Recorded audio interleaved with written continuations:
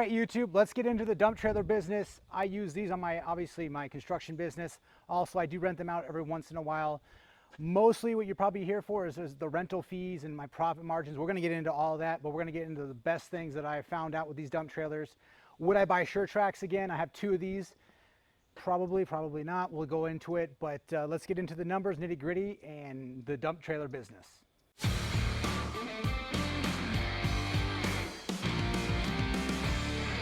All right, guys, so I have a contracting handyman business that I use. I have 2 of these dump trailers because dump trailers, like debris dumpsters, you get them for a certain amount of time, and I found that it's way more convenient for myself, also profitable, way more profitable to actually own a couple of these. That way I can keep them on my job sites for extended periods of time. Yes, sometimes I go to a job site for 1 day or 2 days, still charge my fee. We'll get into that in a few.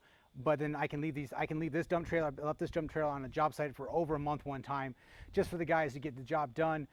Didn't have to worry about it. Don't have to, no third party, coordination fees or anything like that. Since obviously I already bought the dump trailer, I'll make sure the payments are made. But other than that, like it's there, it sits there, and I dump it whenever I need to. Couple things to note: you got to obviously have a truck. I mean, a van. You can get smaller dump trailers. I think they make them like 5x10s and stuff like that, small. If you're gonna do this as a business and not just a convenience factor, you're gonna want cubic yards because your customer is gonna wanna know how much they can throw away. So you gotta have a certain cubic yards. I would say keep it at no less than 10 cubic yards because, people throw away couches, throw away their debris and everything if you're renting them out. 10 cubic yards is pretty much, you can go lower than that, but I mean, maybe for a landscaper or something like that. But I would say if you're going to rent these out to customers, they're going to want at least 10 cubic yard trailers. And of course, this is a 16 foot. You can always add, I added, these 2 2x12s.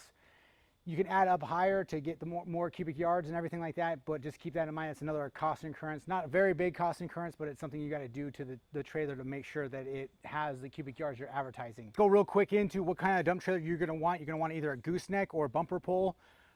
This is a gooseneck. Obviously, you're going to need an HD truck for a gooseneck. More than likely, you're probably just going to go with a bumper pull. If you're dropping these off and taking them up multiple times a week, or even multiple times a day, if you're doing, say, material like debris, yard waste, all that kind of stuff, a bumper pull is going to be more convenient for you. It is more convenient, that way I don't have to jump into the back of the bed, unhook the gooseneck, take everything up, and then crank everything over. Also, goosenecks weigh more than a bumper pull trailer. So like this is a 16K, these are 8K axles, but this trailer weighs probably another 800 pounds, 900 pounds more than my exactly the same, except that it's a 14 footer bumper pull because of the gooseneck and probably the extra 2 feet of actual dump space there. Keep in mind, obviously, there's pros and cons of both of these. I'll link in the description.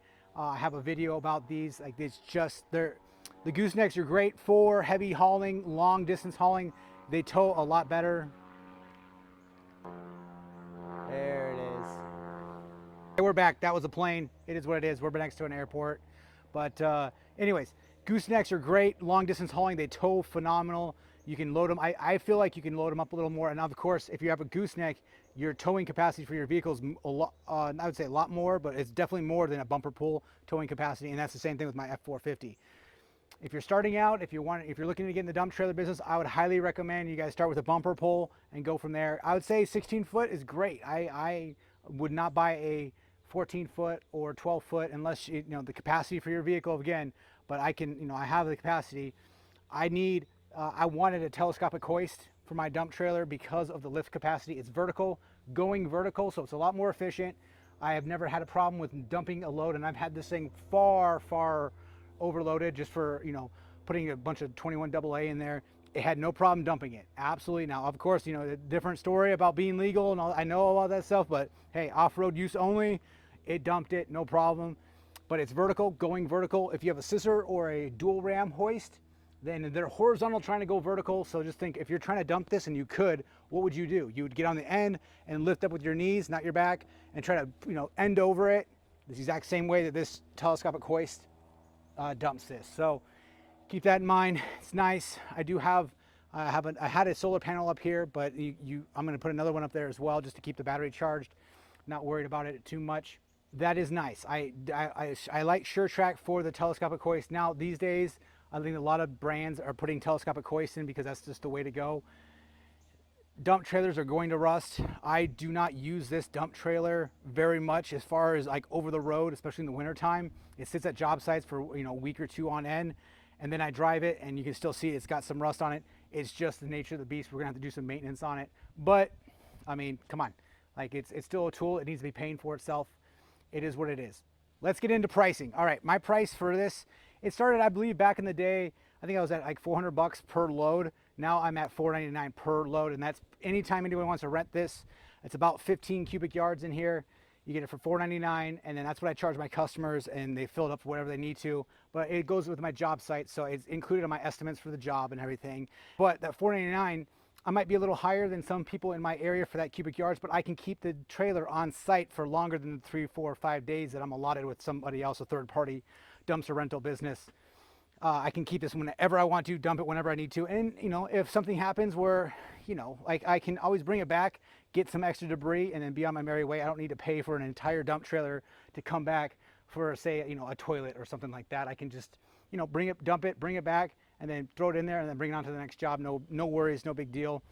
And, I have the luxury of having this, at my house if I need to, trash stuff out, throw stuff away that the wife doesn't know about, all that good stuff. But, it's happened before. It is what it is. That is my pricing for this. Now I'll throw in some B-roll here. My pricing to dump this, I get for my transfer station, I get 2 free tons included with a $135 fee. After that, I think it's like $50 per ton extra, give or take. So that is, that's the price. And then that's obviously included in my contract with customers.